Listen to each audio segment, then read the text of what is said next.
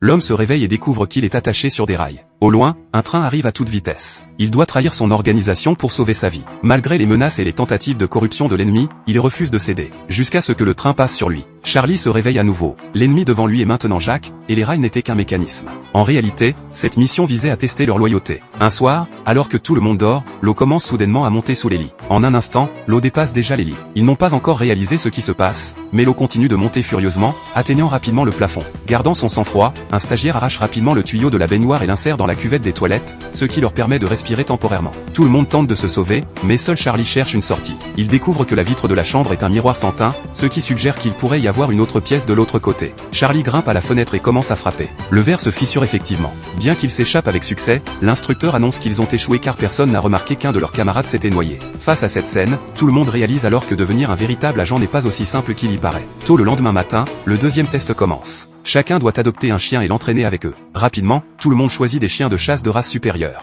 Charlie sélectionne également celui qu'il considère comme un excellent chien de chasse. Charlie et deux autres reçoivent leur prochaine mission d'entraînement, capturer la femme sur la photo. Mais, manquant d'expérience pratique, non seulement ils ne l'attrapent pas, mais ils se font aussi droguer et assommer. Quand Charlie se réveille, c'est la scène du début.